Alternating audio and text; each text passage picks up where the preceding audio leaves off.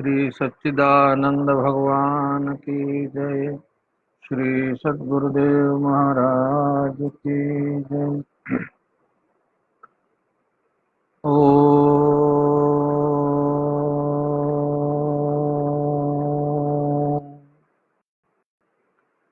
स्वस्ति श्री गणेशाय नमः। श्री सरस्वत्यै नमः। ओम नमो भगवते वासुदेवाय। वंशी विभूषितकरान् नवनीरदाभात् पीताम्बरात् अरुणबिम्बफलाधरोष्ठात् पूर्णेन्दुसुन्दरमुखात् अरविन्दनेत्रात् कृष्णात् परं किमपि तत्त्वमहं न जाने। कृष्ण त्वदीयपदपङ्कजपञ्जरान्ते अद्यैव मे विशतु मानसराजहंसः।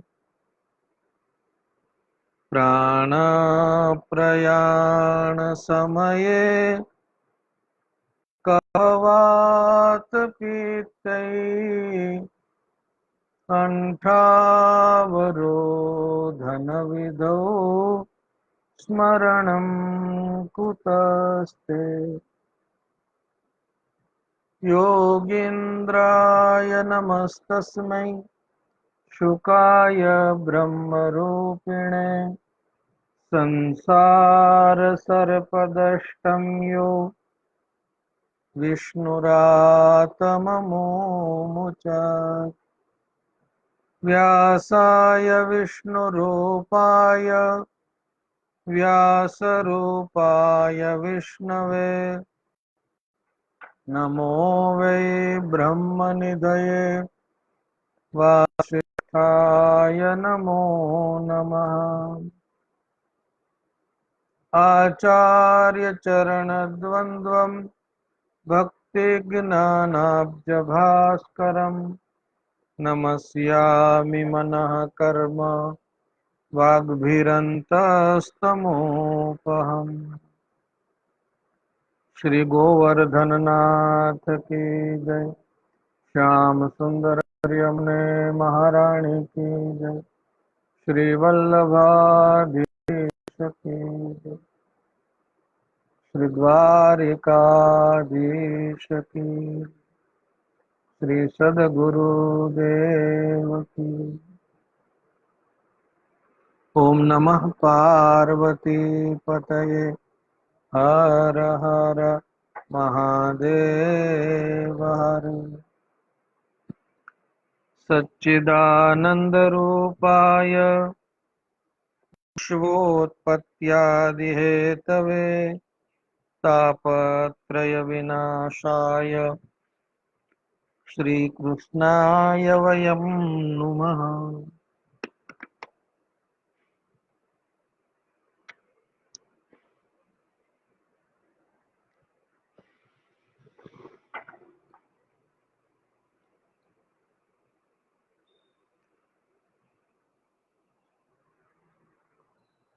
परम कृपालु परमात्मा के अनुग्रह से श्री द्वारकानाथ और भगवान श्री सोमनाथ की कृपा से श्री सोमनाथ संस्कृत यूनिवर्सिटी वेरावल गुजरात के द्वारा आयोजित श्रीमद् भागवत महापुराण व्याख्यान माला में आप सभी का स्वागत है। सबको जय श्री कृष्ण प्रणाम। हमारे विश्वविद्यालय के पूज्यपाद माननीय कुलपति जी प्रोफेसर गोपबंधु मिश्र जी की प्रेरणा से इस व्याख्यान माला का आयोजन हुआ है। इसमें आज तृतीय दिन में हम श्रीमद् भागवत के महात्म्य के अग्रिम अध्यायों का श्रवण करेंगे।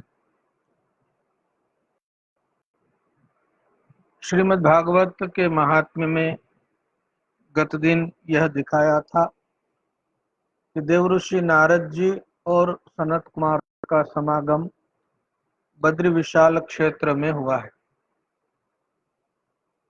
नारद जी अपनी चिंता, अपनी व्यथा का निरूपण करते हुए बता रहे थे,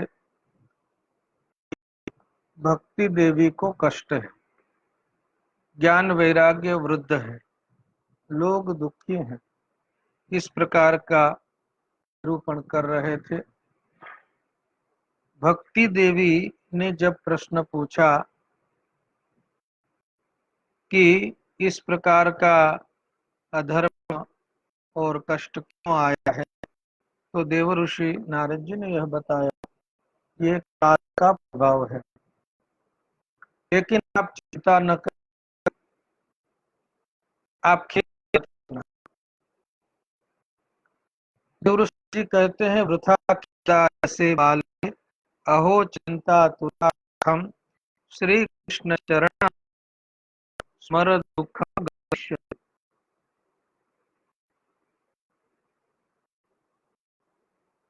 देव ऋषि नारद जी कहते हैं कि आप खेद न करें, खेद करना व्यर्थ है, चिंता न करें, किंतु हरि चिंतन करें, श्री कृष्ण चरण कमल का चिंतन कीजिए। दुखम गमिष्यति, भगवान के चिंतन से, भगवान के स्मरण से दुख की निवृत्ति होती है। हनुमान चालीसा में पंक्ति आती है, तुमरो भजन राम को पावे, जन्म जन्म के दुख बिसरावे। प्रारब्ध में जो दुख लिखा होता है उसको भोगना पड़ता है, लेकिन जो भजन करता है उसको दुख का स्मरण नहीं होता है। नहीं, दुख भी इतना दुखदायक नहीं है, उससे भी ज्यादा कोई दुखदायक है तो दुख की स्मृति दुखदायक। देवर्षि नारद जी ने आश्वासन दिया, कहा कि भगवान कहीं गए नहीं। जिस भगवान ने द्रौपदी की रक्षा की थी, गोपांगनाओं की रक्षा की थी, वो भगवान सर्वदा सर्वत्र विराजमान है, यहाँ भी विराजमान है। आप पुकारेंगे भगवान आएंगे, और आप तो भगवान की बहुत प्रिय हैं। त्वं तु भक्ते प्रिया तस्य सततम प्राण तोधिक। आप भगवान को प्राण से भी प्रिय हैं, तो भक्ति भगवान को प्रिय है। ज्ञान वैराग्य अभी दुर्बल है, इसका निरूपण करते हुए देव ऋषि जी कहते हैं कि सत्ययुग, त्रेता युग और द्वापर युग, इन तीनों युगों में ज्ञान वैराग्य है, वे मुक्ति के साधक होते हैं, किंतु कलियुग में भक्ति के द्वारा मुक्ति सिद्ध होती है। कलौ तु केवला भक्ति, एकमात्र भक्ति ही ऐसा साधन है कलिकाल में जिसके द्वारा ब्रह्म सायुज्य प्राप्त होता है। ब्रह्म सायुज्य कारिणी भक्ति, मुक्ति देने वाली कलिकाल में भक्ति है। इति निश्चित्य चिद्रूपः सद्रूपां त्वां ससर्जः, परमानंद चिन्मूर्ति सुंदरीं कृ।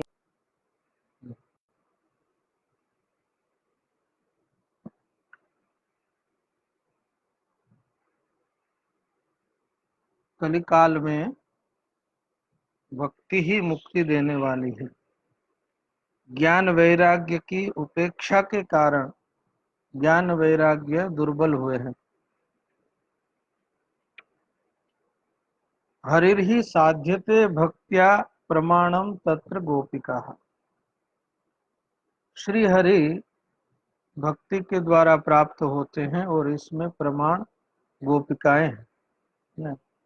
तेनाधीत श्रुति गणाः नोपासित महत्तमाः इत्यादि निरूपण किया है कि गोपीजनों ने वेद आदि का अध्ययन नहीं किया था, केवल भक्ति भाव से सत्संग से उन्होंने मुक्ति को प्राप्त किया था। नृणाम जन्म सहस्रेण भक्तौ प्रीतिर्हि जायते। भक्ति में प्रीति प्रसन्नता अनेक जन्मों के बाद होती है। कली काल में भक्ति के द्वारा भगवान साक्षात होते हैं, इसलिए और कोई साधन हो कि न हो, व्रत तीर्थ योग यज्ञ आदि न हो, केवल भक्ति हो तो भी मनुष्य का कल्याण होता है। भक्ति देवी यह निरूपण सुनकर बहुत प्रसन्न हुई और नारद जी को धन्यवाद देती है। अहो नारद धन्योऽसि प्रीतिस्ते मयि निश्चला, न कदाचिद् विमुञ्चामि चित्ते स्थास्यामि सर्वदा। नारद जी आपको धन्यवाद है, आपकी मुझ पर बड़ी प्रसन्नता प्रीति है। मैं आपके हृदय में नित्य विराजमान रहूंगी, मैं आपके हृदय का कभी भी त्याग नहीं करूंगी। ऐसा वरदान भी भक्ति माता ने दिया और देवऋषि नारद जी के अंतःकरण में भक्ति माता नित्य विराजमान होती है। आपने बहुत कृपा की है, मेरा दुख तो दूर हुआ, मेरी मन की पीड़ा दूर हुई है, किंतु मेरे पुत्र ज्ञान और वैराग्य है, इनको भी आप जागृत कर दीजिए। पुत्र को जब तक दुख हो तब तक माता पूर्ण सुखी नहीं होती है, इसलिए ज्ञान वैराग्य को आप स्वस्थ बना दीजिए, उनको प्रबुद्ध कर दीजिए। तब देव ऋषि नारद जी ज्ञान वैराग्य को जगाते हैं, कहते हैं कि ज्ञान जागिए, वैराग्य जागिए। और उनको जगाने के लिए वेद वेदांत का घोष किया, वेद वेदांत के मंत्रों का पाठ किया, गीता का पाठ किया। इनके पाठ करने से ज्ञान वैराग्य जागृत हुए। बोध्यमानौ तदा तेन कथंचित चोत्थितौ बलात्। ज्ञान वैराग्य जैसे तैसे करके उठे, जागे, लेकिन क्षुत्क्षामौ निरीक्षैव पुनः स्वापपरायण। थोड़ी देर जागने के बाद फिर ज्ञान वैराग्य सो गए। जैसे यहाँ हुआ वैसे हमारे जीवन में भी होता है। हम वेद वेदांत का श्रवण पठन करते हैं, गीता का श्रवण पठन करते हैं, तो हमारे अंतःकरण में भी ज्ञान वैराग्य जागते हैं, लेकिन जागे हुए ज्ञान वैराग्य फिर सो जाते हैं, वो निरंतर जागृत नहीं रहते हैं। श्रीमद् भगवद गीता में द्वितीय अध्याय में स्थित प्रज्ञा के लक्षण बताए हैं। प्रज्ञा तो सबके पास है, लेकिन स्थित प्रज्ञा सबके पास नहीं है। हमारे पास भी ज्ञान तो होता है, लेकिन हमारा ज्ञान स्थिर नहीं है। तो पुनः स्वाप परायण, जागे हुए ज्ञान वैराग्य फिर सो गए। तो ऋषि नारद जी के मन में चिंता हुई कि अब इनको कैसे जगाए। तब आकाशवाणी हुई और आकाशवाणी ने यह कहा कि ज्ञान वैराग्य को जागृत करने के लिए आप सत्कर्म कीजिए। आकाशवाणी ने सत्कर्म करने की सूचना दी, लेकिन सत्कर्म कौन सा करें ये नहीं बताया। आकाशवाणी ने यह कह दिया कि ये सत्कर्म आपको साधु पुरुष बताएंगे, संत महापुरुष बताएंगे।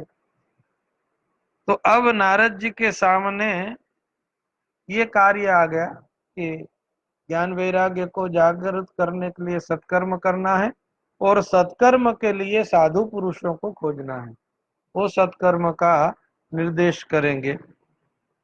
तो देवऋषि नारद जी अलग अलग तीर्थों में जाते हैं, मार्ग में भी जो जो ऋषि मुनि मिलते हैं उनसे अपनी बात कहते हैं कि ज्ञान वैराग्य को जागृत करना है, हम क्या करें।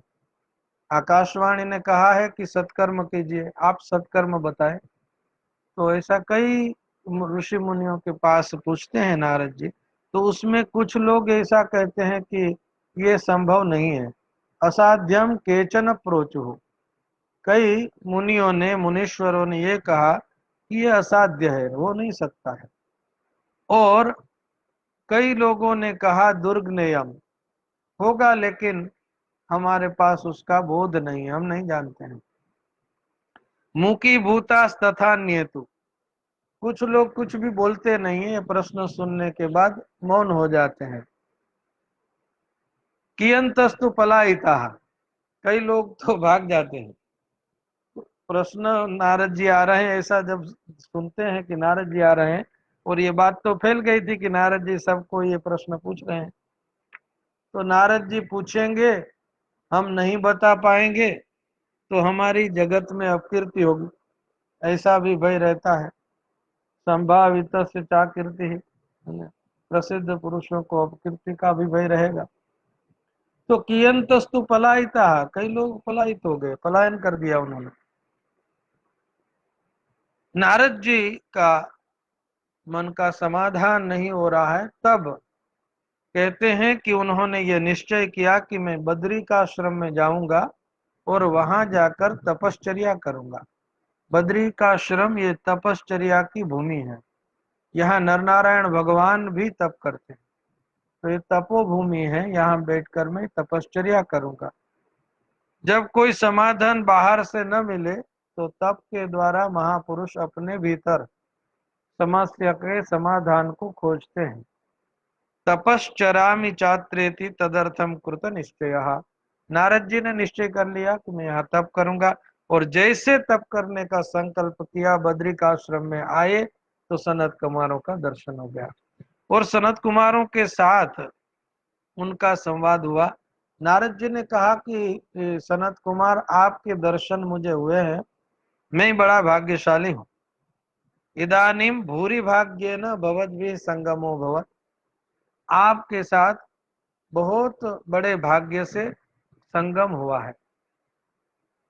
सत्संग की प्राप्ति, साधु पुरुष की संग की प्राप्ति, ये भाग्य का फल है। तुलयाम लवे नापि न स्वर्गम ना पुनर्भवम भगवत संगी संगस्य मर्त्यानाम किमुताशिषः। सत्संगमं च लभते पुरुषो यदा वै भाग्योदयेन बहुजन्म समर्जितेन सत्संगमं च लभते पुरुषो यदा वै। मुचुकुंद जी भी ये कहते हैं 10वें स्कंद में, भवाप वर्गो भ्रमतो यदा भवे जनस्य तर्ह्यच्युत सत्समागम। सत्समागम तब होता है जब मनुष्य का संसार में मंगल होना है, उसका परम कल्याण होना है, मोक्ष की प्राप्ति उसको होनी है, उस स्थिति में उसको सत्समागम की प्राप्ति होती है। वृत्रासुर भी यही मांगते हैं, ममोत्तम श्लोक जनेषु सख्यम संसार चक्रे भ्रमतः स्वकर्म भी। कपिल भगवान भी माँ देवहूति से कहते हैं, सताम प्रसंगान मम वीर्य संविदो भवन्ति हृत्कर्ण रसायना कथा। तो सत्संगम की बड़ी महिमा है।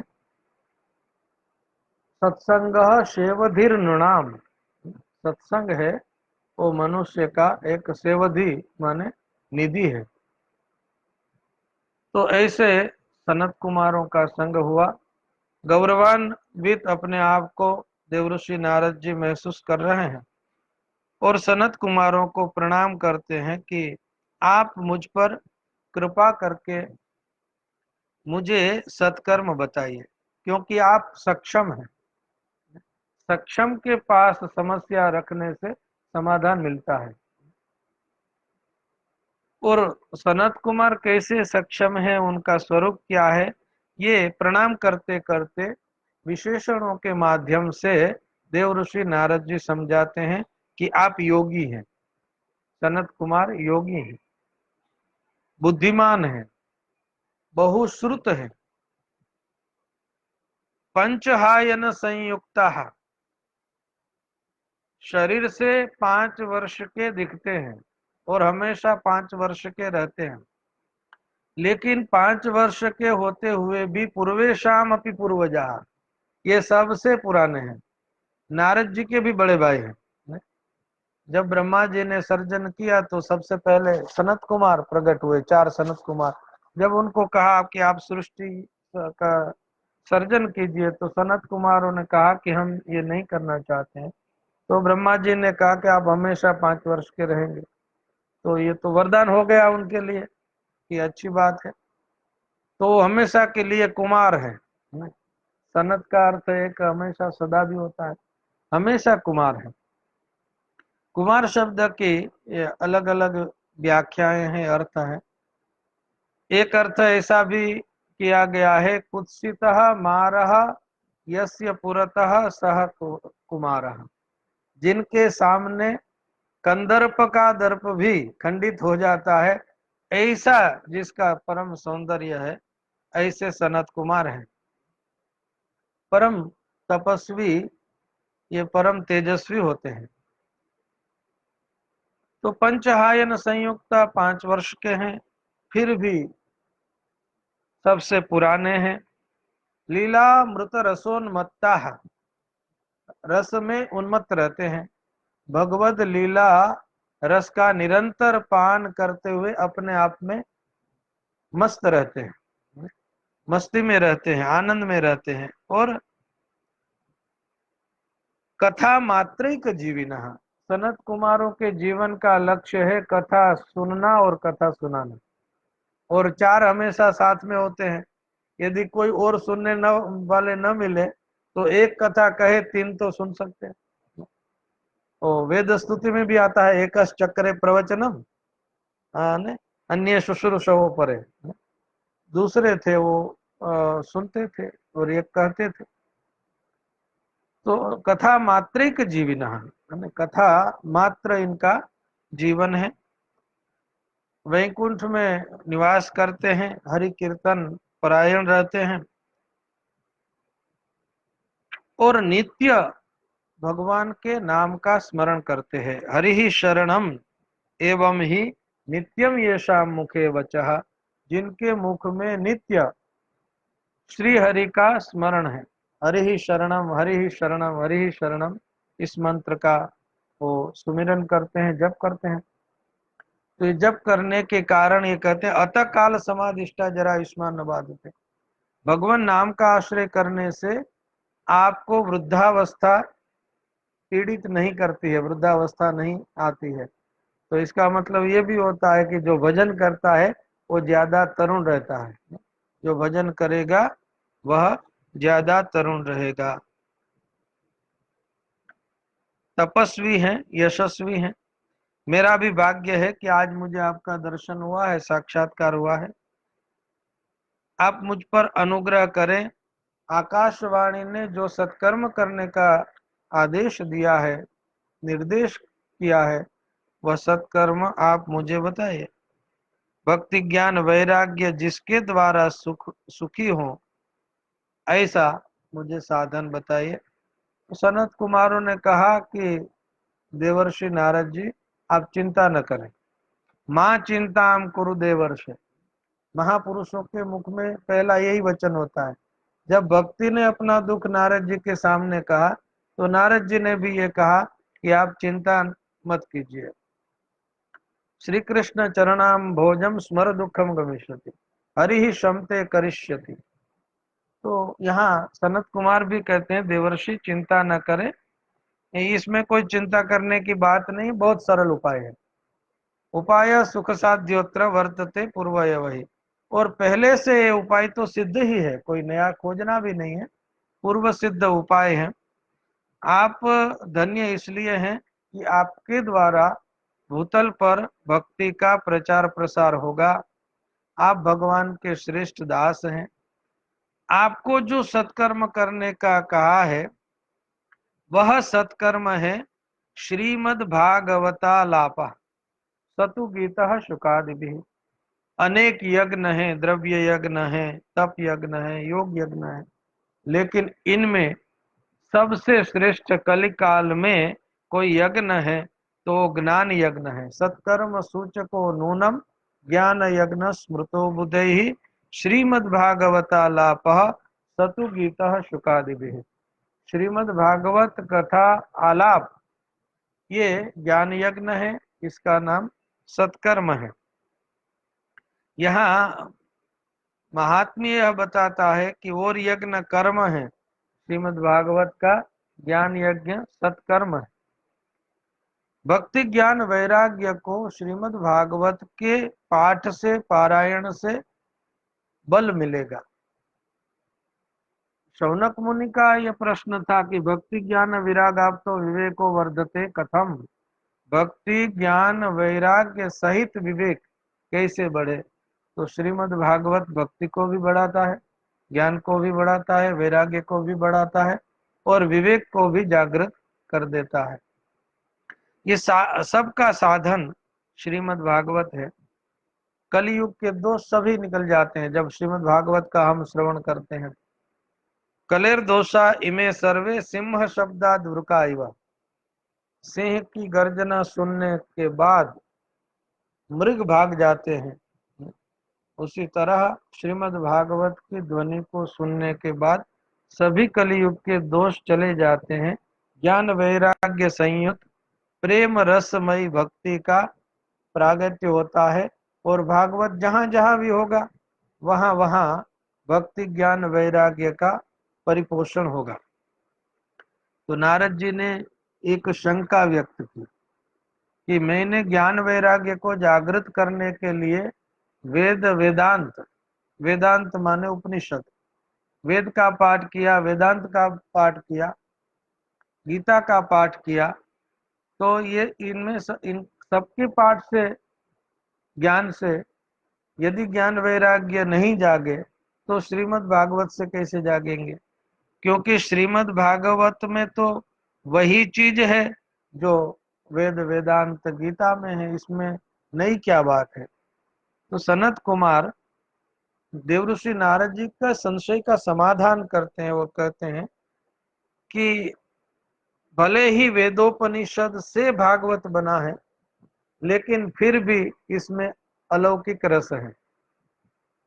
किसी वृक्ष में जो फल आता है वो फल तो वृक्ष का ही होता है, लेकिन फल में जो रस होता है वो रस वृक्ष के और किसी अवयव में प्राप्त नहीं होता है। इसलिए श्रीमद् भागवत है वो फलात्मक है। वेद उपनिषद ये कारण है लेकिन श्रीमद् भागवत इनका फल है। दूसरा एक दृष्टांत देते हैं कि दूध में ही घी होता है, लेकिन ज्योत का प्रागट्य घी से होता है, दूध से नहीं होता है। घी बना तो दूध से ही है, लेकिन घी में जो सामर्थ्य है वह सामर्थ्य दूध में नहीं होता है। हमें दिए को जलाना है तो घी से जलेगा, यद्यपि घी बनता है दूध से, लेकिन दूध वो काम नहीं करेगा जो घी करेगा। उसी तरह भागवत बना है तो वेद वेदांत इत्यादि से, लेकिन इससे जो काम हो रहा है वो उससे भी नहीं होता है। ऐसी महिमा बताते हैं। तो इदम भागवतम नाम पुराणम ब्रह्म संहितम, ये भागवत पुराण ब्रह्म संहित है। ब्रह्म संहित के दो अर्थ होंगे, एक तो ये वेद के समान है और दूसरा ब्रह्म का अर्थ है कृषिर्भुवाच का शब्द अनश्च निवृत्तिवाच का तयोरैक्यम परम ब्रह्म कृष्ण इत्य विधीयते। ब्रह्म संहितम यानी कृष्ण संहितम, ये स्वयं भगवान श्री कृष्ण का वांग्मय स्वरूप है। देवऋषि नारद जी को भागवत के सामर्थ्य में जो संशय हुआ, प्रश्न हुआ, वहां सनत कुमार आश्चर्य करते हैं कि पुरातन समय में जब वेदव्यास महर्षि उन्होंने अनेक ग्रंथों का सर्जन किया, फिर भी हृदय में शांति नहीं मिल रही थी, हृदय में परिताप था, व्यास महर्षि उद्विग्न थे, उस समय आप उनके पास गए थे और श्रीमद् भागवत का उपदेश करके उनके मन का समाधान किया था। और आपके द्वारा समाधान सुनने के बाद चतुश्लोक समन्वितम, 4 श्लोकों वाला श्रीमद् भागवत आपने वेदव्यास जी को सुनाया था। उसको सुनने के बाद वेदव्यास जी निर्बाध हो गए थे। निर्बाधो बादरायण तदीय श्रवणात् सद्यो निर्बाधो बादरायण।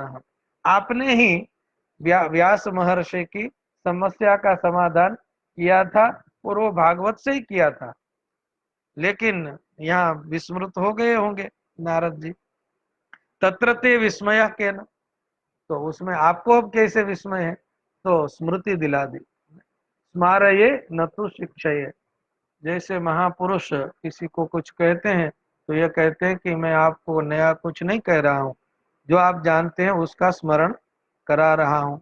और भगवत गीता सुनने के बाद अर्जुन ने भी यही कहा भगवान से कि नष्टो मोहा स्मृतिर्लब्धा, मुझे स्मरण आ गया। स्मरण उसी चीज का आता है जो चीज, जो ज्ञान, जो अनुभव हमारे हृदय में संस्कार के रूप में विद्यमान रहता है और वह अनावृत हो जाता है तो स्मरण बन जाता है। तो देवर्षि नारद जी को भी स्मरण कराया सनत कुमारों ने। देवर्षि जी धन्यता का अनुभव करते हैं। और सत्संग की महिमा हम कई बार जो श्लोक बोलते हैं, भाग्योदये न बहुजन्म समर्जितेन सत्संगमंच लभते पुरुषो यदा वै अज्ञान हेतु कृत मोह मदांधकार नाशम विधाय हितदोदयते विवेक। अनेक जन्म के पुण्य से जब भाग्योदय होता है तो संत समागम प्राप्त होता है, और जब संत समागम प्राप्त होता है तो मोह और मद नाम के जो अंधकार है उसका निवारण होता है। मोह ये आसक्ति है, ममता है, और मद ये अहंकार, अभिमान है। मोह ममता अने मद अहंकार। ममता और अहंकार ये अज्ञान से प्रकट होते हैं। अज्ञान हेतु कृत मोह मदांधकार, ये दोनों अंधकार है। जब तक ममता और अहंकार है तब तक हम सोए हुए हैं, अंधकार में हैं। भगवान भी ये कहते हैं कि विहाय कामान्य सर्वान पुमांश्चरति निस्पृहा निर्ममो निरहंकार स शांतिम अधिगच्छति। एषा ब्राह्मी स्थिति पार्थ नैनाम प्राप्य विमुह्यति स्थित्वा स्याम अंतकालेपि ब्रह्म निर्वाणम मृच्छति। तो स्थित प्रज्ञा के लक्षण में भी निर्मम निरहंकार की बात कही है। उसी तरह भक्तों के लक्षण में भी अद्वेष्टा, सर्वभूतानां मैत्र करुण एव च निर्ममो निरहंकार सम दुख सुख शमी। तो वहां भी ममता से मुक्ति, अहंकार से मुक्ति, इसकी बात कही है। और यह अज्ञान से आते हैं, वासना से आते हैं। इनका नाश हो जाता है और विवेक का प्रकाश जीवन में प्रकट होता है। देवर्षि नारद जी ने संकल्प किया कि भागवत से यदि भक्ति ज्ञान वैराग्य को सुख मिलेगा तो मैं श्रीमद् भागवत करूंगा। तो कितने दिनों में करना चाहिए, इसका प्लान कैसे बनाए? वर्क का प्लान करना चाहिए। Plan your work, work your plan, ऐसा मैनेजमेंट का सूत्र होता है। तो यहाँ भी थोड़ा प्रबंधन, श्रीमद् भागवत का प्रबंधन बताते हैं। पुत्र कार्यो मया यज्ञ स्थलम तद्वाच्यताम। किसी भी कार्य का निर्माण करना है, कुछ कार्य करना है तो किस स्थान में करेंगे और किस समय में करेंगे। देश काल संकीर्त्य, देश काल, और जो कार्य करना है उसकी महिमा क्या है और कितने समय में, कितने दिनों में ये करना है। और ये कार्य करने के लिए आदि से अंत तक क्या विधि रहेगी। को विधिस तत्र कर्तव्यो ममेदम वदताम इतः। मीमांसा में जब कर्म कुछ करना होता है तो वहां किम क्या करना है, किम कथम और किमर्थम, क्या करें, क्यों करें और कैसे करें। तो इति कर्तव्यता, कर्म का फल और कर्म का स्वरूप, ये सब पूछा। और सनत कुमारों ने कहा कि गंगा द्वार के समीप में, गंगा के तट पर, जिस तट का नाम है आनंद तट, उस आनंद तट पर श्रीमद् भागवत की कथा का ज्ञान यज्ञ करेंगे। और ज्ञान यज्ञ कैसे करना है, तो बोले बहुत सहजता से करना है, इसमें कोई अति प्रयास नहीं करना है। ज्ञान यज्ञ त्वया तत्र कर्तव्यो य प्रयत्नतः, अप्रयत्नतः में सहज रूप से करना चाहिए। उत्तमा सहजावस्था, सहज अवस्था उत्तम है। और गंगा नदी के तट, आनंद नाम के तट पर ये यज्ञ करना है। और उस तट की अनेक विशेषताएं बताई हैं कि वहां अनेक ऋषि मुनि रहते हैं, देव सिद्ध भी इस स्थान का सेवन करते हैं, अनेक वृक्ष लताएं हैं, पुष्प फल की समृद्धि है, उसकी वालुका भी बहुत कोमल है, एकांत प्रदेश है, ऐसी स्थान की महिमा है। और इसकी विशेष महिमा ये बताए कि इस गंगा नदी के आनंद तट पर जो रहते हैं, उन जीवों के अंतःकरण में आपस में किसी के साथ वैर भावना नहीं रखे। यत समीपस्थ जीवानाम वैरम चेतसी न स्थितम, जिस गंगा नदी के तट पर तटस्थ व्यक्तियों के जीवन में वैर वृत्ति नहीं होती है, ये बहुत विशेष बात है। यदि आप यहाँ ज्ञान यज्ञ करेंगे तो भक्ति ज्ञान वैराग्य ये सब सुखी होंगे और नाचते नाचते वहां आएंगे। जब ऐसा आयोजन किया गंगा नदी के तट पर नारद जी ने, तो ये समाचार विश्व में फैल गए और भूरलोक, देवलोक, ब्रह्मलोक आदि में ये समाचार गया। और अनेक अनेक ऋषि मुनि भी श्रीमद् भागवत के सत्संग के श्रवण के लिए पधारे हैं।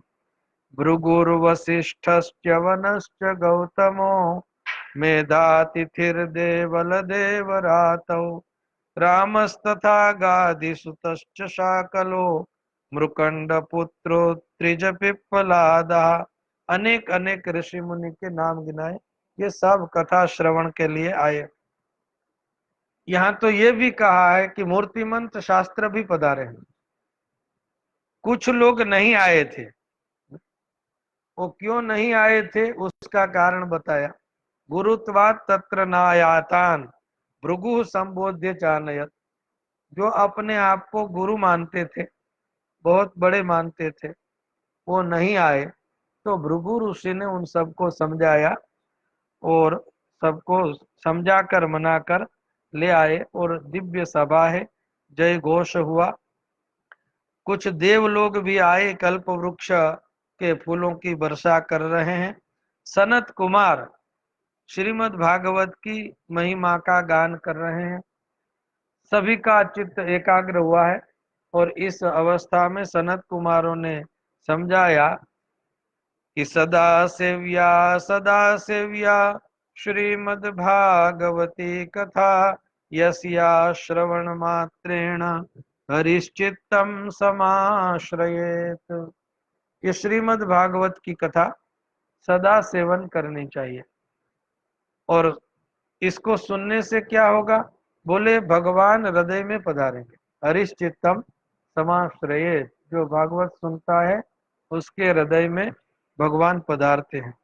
इस ग्रंथ का परिचय कराया, जिस ग्रंथ का प्रवचन सनत कुमार करेंगे, उस ग्रंथ का परिचय कराते हैं कि इसमें 18,000 श्लोक हैं, 12 स्कंद हैं, 12 स्कंद हैं। ये परीक्षित और सुखदेव जी के संवाद रूप में निरूपित है। इसको भागवत कहते हैं। भगवत संबंधी जो है वो भागवत है। यहाँ जब जब भी कोई श्रोता प्रश्न करेगा तो प्रश्न में जरूर ऐसा कहेंगे कि यदि इस प्रश्न के उत्तर में कहीं न कहीं भगवान की कथा जुड़ी हो तो मेरे प्रश्न का उत्तर दीजिए। यदि कृष्ण कथा श्रेयम नहीं भगवान की कथा जुड़ी हो तो हमें सुनाइए। श्रीमद् भागवत के श्रवण करने से संसार चक्र में परिभ्रमण शांत हो जाता है, मनुष्य का मन स्थिर हो जाता है, मुक्ति तो सहज में मिलती है। जिस घर में श्रीमद् भागवत का ग्रंथ रहता है वो घर भी तीर्थ है। ग्रंथ कोई पढ़े कि न पढ़े, लेकिन ग्रंथ विराजमान रहेगा तो भी तीर्थ है। इसलिए ऐसा भी कहा है कि यदि इस बहाने भी घर में ग्रंथ रहेगा तो कभी न कभी कोई तो पढ़ेगा, कभी न कभी पढ़ने की इच्छा होगी। और श्लोकार्धम श्लोक पादम वा नित्यम भागवतोद्भवम पठस्व स्वमुखे नैव यदि छसी पराम गतिम।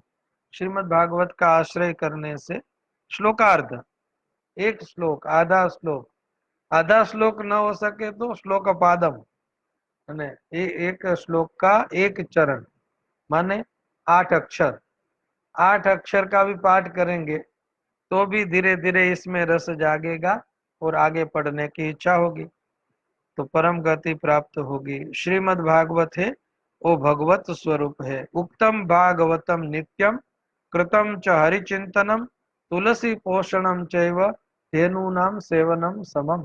श्रीमद् भागवत का श्रवण करने से गो सेवन का फल, तुलसी पोषण का फल और हरिचिंतन का फल इनके समान है। श्रीमद् भागवत का सेवन भी कोई भी व्यक्ति सुनेगा तो वो पावन हो जाएगा। अनेक अनेक प्रकार से इसकी महिमा बताते हुए कहा कि कितने दिनों में सुनना चाहिए, तो बोले कि दिनों का कोई नियम नहीं है, दिना नाम नियमो नास्ति, कभी भी सुन सकते हैं। किंतु कली काल में विशेष करके मनुष्य लंबे समय तक इसका जब श्रवण करते हैं तो सत्य ब्रह्मचर्य आदि से श्रवण करना है। कली काल में इसलिए सप्ताह का विधान बताया गया है।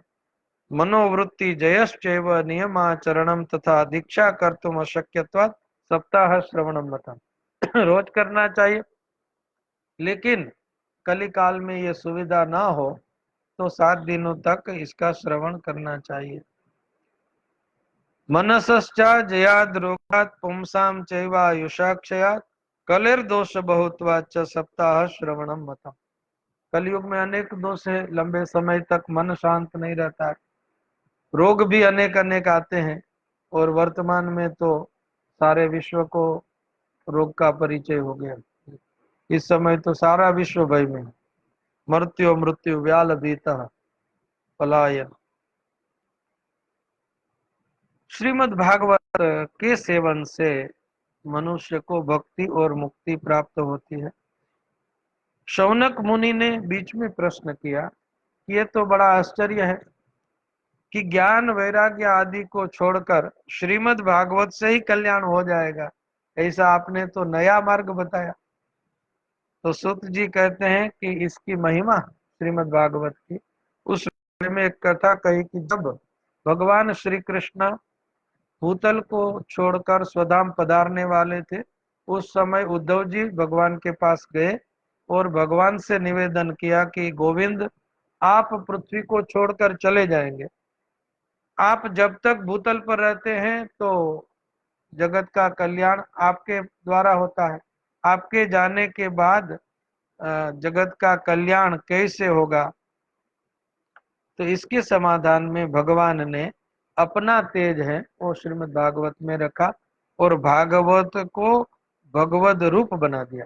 तेनेयम वांग्मयी मूर्ति ही प्रत्यक्षा वर्तते हरे है सेवनात् श्रवणात् पाठात् दर्शनात् पापनाशिनी स्वकीयम यद भवे तेज तच्च भागवते ददाति। जो अपना तेज भगवान का खुद का तेज वो श्रीमद् भागवत में पधराया और श्रीमद् भागवत भगवद रूप बन गया। श्रीमद् भागवतार्णवम, श्रीमद् भागवत अर्णव में भगवान ने प्रवेश किया। तो इसका कोई सेवन करेंगे, सेवा करेंगे, श्रवण करेंगे पठन करेंगे, श्रवण भी ना कर सके, पठन भी ना कर सके, इसका दर्शन करेंगे तो भी पाप मुक्ति होगी। दुखी का दुख दूर होगा, दरिद्र का दारिद्र्य दूर होगा, प्रारब्ध भी इससे सुधरेगा, दुर्भाग्य होगा तो भी सुधर जाएगा। अंतःकरण में दोष होंगे, काम क्रोध आदि, उसकी भी निवृत्ति होगी। ऐसे एक साधन से अनेक फल की प्राप्ति श्रीमद् भागवत से होती है। ऐसी महिमा जब बता रहे थे सनत कुमार, तो वहां भगवान का नाम सुमिरन करते करते भक्ति ज्ञान और वैराग्य का आगमन होता है। श्री कृष्ण गोविंद हरे मुरारे, नाथेति नामा निमुहुर्वदन्ति। श्री कृष्ण गोविंद हरे मुरारे नाथ, ऐसे भगवान नामों का उच्चारण करते करते भक्ति माता अपने दोनों पुत्रों को लेकर आती है। और जब दोनों पुत्र साथ में आते हैं तो अब ज्ञान वैराग्य वृद्ध नहीं है, युवान है, तरुण है, सशक्त है, शक्तिमान है, और वो सब नाचते नाचते आते हैं। आश्चर्य होता है मुनियों को कि ये कैसे आ गए।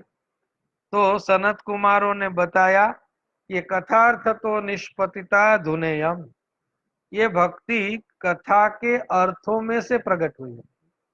श्रीमद् भागवत की कथा का अर्थ जैसे जैसे हम समझते हैं, वैसे वैसे हमारे हृदय में भी भक्ति निष्पन्न होती है।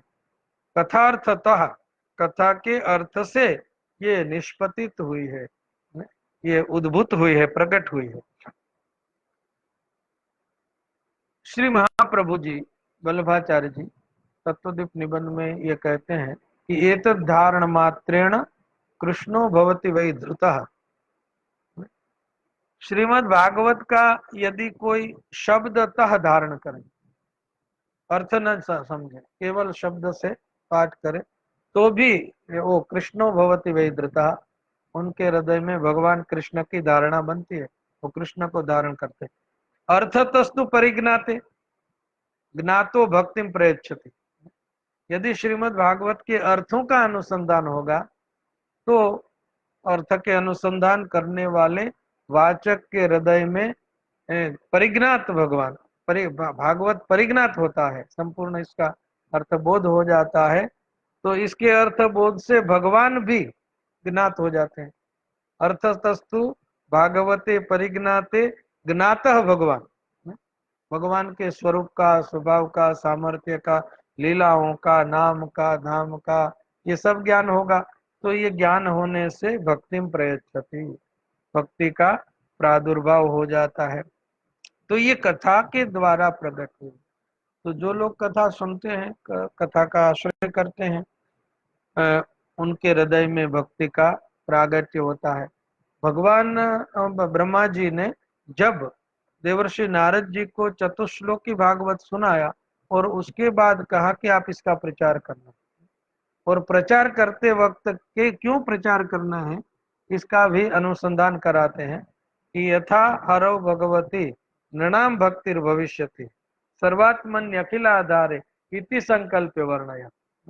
भगवान श्री हरि में लोगों की भक्ति बने, सर्वात्मनि, सर्वात्मा भगवान है, अखिल के आधार भगवान है, सबके आश्रय भगवान है।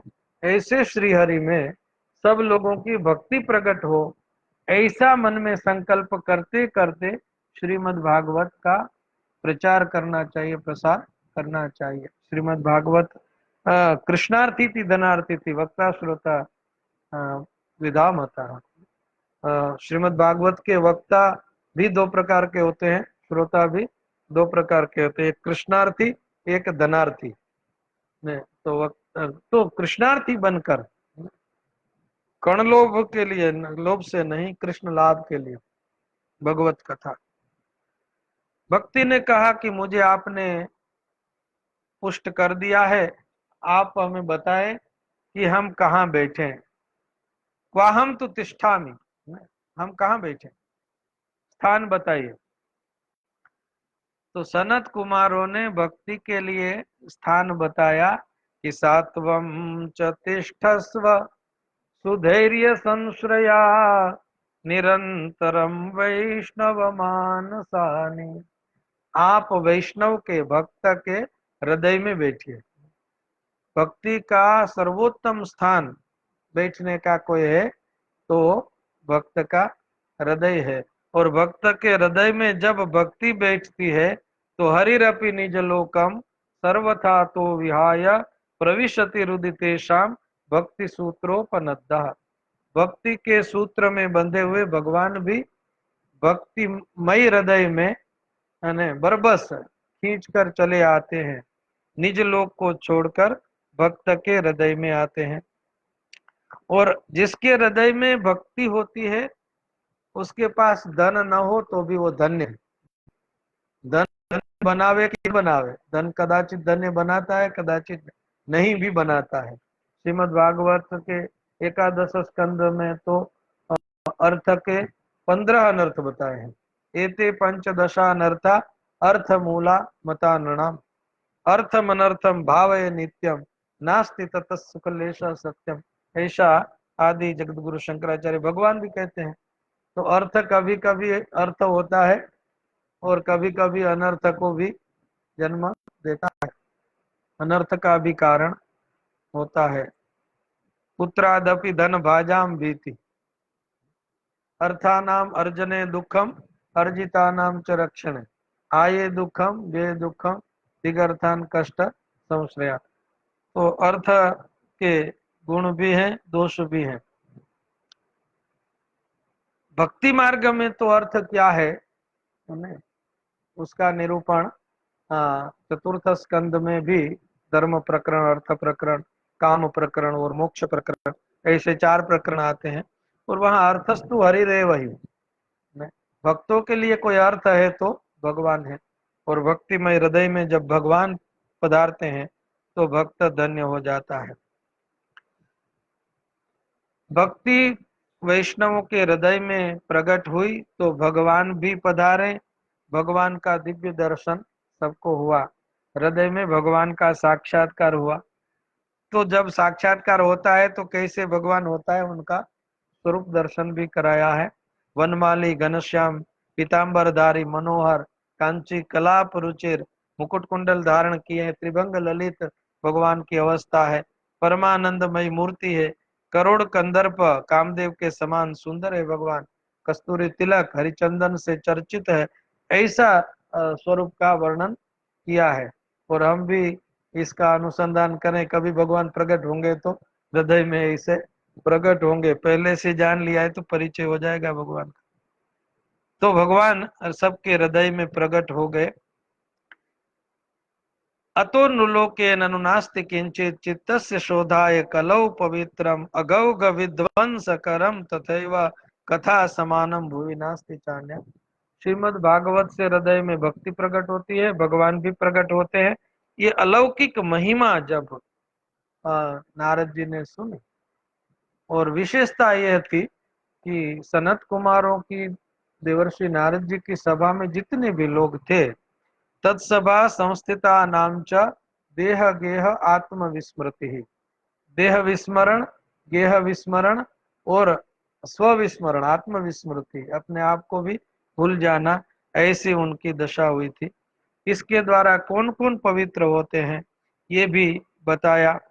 और कैसा भी पापी हो तब भी इस भागवत के आश्रय से मुक्त हो जाता है। यह सुनाने के लिए एक कथा की है। और वह कथा ये है, सनत कुमार कहते हैं कि ये मानवा पाप कृतस्तु सर्वदा सदा दुराचार रता विमार्गगा क्रोधाग्नि दग्धा कुटिलाश्च कामिनः सप्ताह यज्ञेन कलौ पुनन्ति थे। सप्ताह यज्ञ के द्वारा कलिकाल में वे सब पवित्र हो जाएंगे जो पापी हैं, दुराचारी हैं, उन्मार्ग में चलते हैं, क्रोध के अग्नि से हमेशा जले हुए रहते हैं। क्रोध का अग्नि दूसरे को तो बाद में जलाएगा, लेकिन खुद को निरंतर जलाता है। सत्य नहीं ना, जो सत्य का आचरण नहीं करते हैं, पितृ मातृ दुष्ट का, पिता माता को कष्ट पहुंचाते हैं, और पिता माता को कष्ट पहुंचाने वाली कथा में ये धुंधुकारी की कथा भी आएगी। पितृ मातृ दूषका, तृष्णा कुलाहा, तृष्णा से आकुल व्याकुल रहते हैं। आश्रम धर्म वर्जिता, आश्रम धर्म का पालन नहीं करते। दम्भी है, मत्सरी है, मत्सरी माने दूसरे के शुभ कर्म का द्वेष करने वाले, और हिंसक है, ये सब भी पावन हो जाएंगे। पंच महापाप करने वाले पावन हो जाएंगे। क्रूर, पिशाच की तरह निर्दयी, दूसरों के धन को ले लेने वाले, विचार परायण, ऐसे लोग कथा का आश्रय करेंगे तो पावन हो जाएंगे। ये कथा की महिमा है। जिन्होंने काया से, मन से, वाणी से नित्य पाप किया है, ऐसे शठ व्यक्ति भी श्रीमद् भागवत का आश्रय करके पावन होते हैं। तो ये श्रीमद् भागवत को सुनने से मनुष्य का संशोधन होता है। मनुष्य शुद्ध होगा, दुराचारी होगा तो शिष्टाचार के मार्ग पर आ सकता है। और जिनकी सदगति नहीं हुई है उनकी भी सदगति श्रीमद् भागवत से हो जाती है। और कोई भी सिद्धांत नियम है तो उसका कोई भूतकाल का इतिहास हो, दृष्टांत हो तो पुष्ट होता है सिद्धांत। इसलिए एक इतिहास कहते हैं। ये केवल दृष्टांत नहीं, अत्र ते कीर्तयिष्यामः इतिहासम पुरातनम। जब जब इतिहास कहते हैं तो घटी हुई घटना का निरूपण करते हैं। और इस कथा को सुनने से भी पाप हानि होती है। हमारे सदग्रंथों में ये बताया हुआ होता है कि ऐसी ऐसी कथा सुनने से भी पाप हानि होती है। क्योंकि ये कथा जब हम सुनेंगे तो हमारे में भी कोई दोष होगा तो उसका दर्शन होगा हमें। कथा दर्पण है, आदर्श है। कथा को सुनते हैं तो ये पात्र गुणवान है, ये दोषवान है। इन पात्रों को सुनते सुनते, इनका विचार करते करते हमारे हृदय में भी क्या दोष है उसका हमें बोध होगा। और जिसको अपने दोषों का दर्शन हो जाता है तो उसको भगवत दर्शन ही माना जाता है। स्वदोष दर्शनम भगवत दर्शनम। अपना दोष यदि ज्ञात हो जाए तो उस व्यक्ति को भगवत दर्शन हुआ, ऐसा कह सकते हैं। क्योंकि बहुत तो समय तक तो ऐसा ही होता है कि अपना दोष नहीं दिखता है, दूसरे का दोष ही दिखता है। क्योंकि हमारी इंद्रियां हैं वो प्राय बहिर्मुख होती है, अंतर्मुख नहीं होती है। परांचिखानी व्यतृणत स्वयं तस्मात् परांग पश्यति नान्तरात्मन कश्चित धीर प्रत्यगात्मानमेक्षत धातु प्रसादान महिमानम आत्मना। इंद्रियों का स्वाभाविक जो व्यापार है वो बहिर्मुख व्यापार है। साधक भक्त साधना के द्वारा उन बहिर्मुख इंद्रियों को अंतर्मुख करते हैं और अपने अंतःकरण को भी सदग्रंथों के श्रवण से शुद्ध करते हैं। ऐसे श्रीमद् भागवत का स्वरूप महिमा नारद जी को बता रहे हैं। हम भी इतना श्रवण करके आज को विराम लेते हैं। फिर आगे शेष कथा कल फिर शाम को 5 बजे श्रवण करेंगे। श्री सच्चिदानंद भगवान की जय। श्री सद्गुरुदेव महाराज की जय। ओम नमः पार्वती पतये। हर हर महादेव। हर विष्णवे नमः, विष्णवे नमः, विष्णवे नमः।